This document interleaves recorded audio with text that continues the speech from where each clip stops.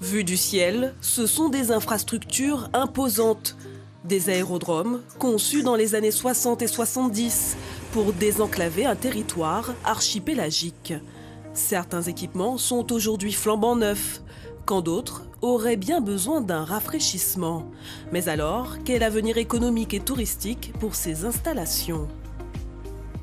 À Baïf, cela fait près de 55 ans que ce bout de piste fait partie intégrante du paysage.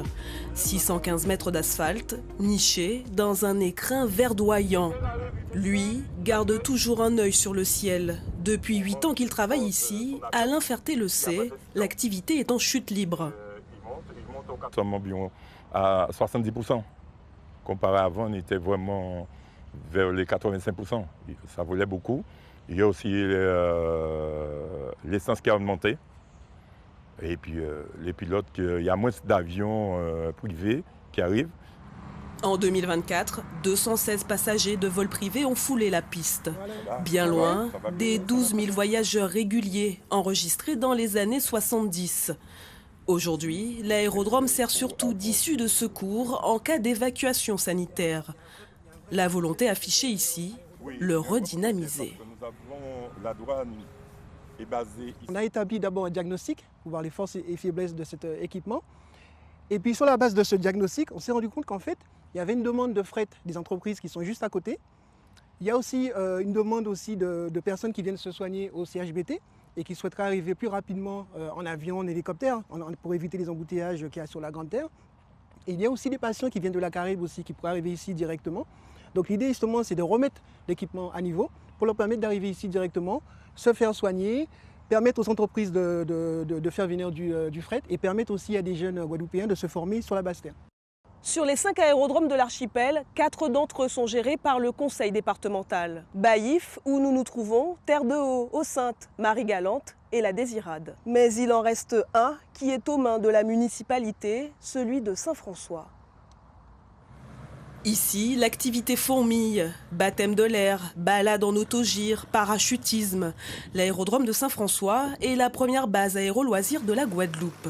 Dans cet aéroclub, on réalise plusieurs dizaines de vols découvertes par semaine.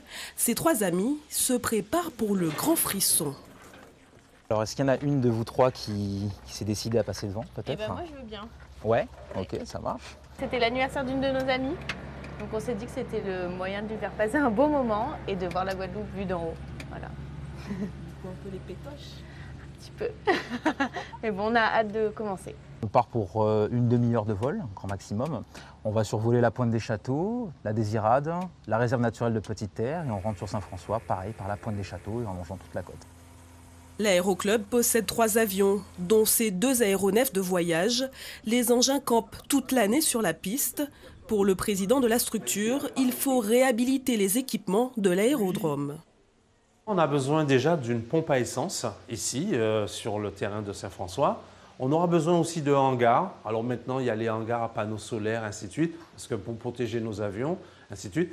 Et puis, il y avait un petit aérogare anciennement ici. Si on pouvait le réhabiliter avec un service de douane, par exemple, ça éviterait, lorsqu'on rentre de Saint-Martin, de se poser d'abord à Pointe-à-Pitre pour faire la douane, pour ensuite revenir à Saint-François. On aurait pu dédouaner directement ici à Saint-François. En haute saison touristique, près de 150 avions décollent ou atterrissent ici tous les jours. Pourtant, à bien y regarder, les défauts d'entretien de l'infrastructure sont criants. Dans un rapport d'audit que nous avons pu consulter, la direction de l'aviation civile tire la sonnette d'alarme.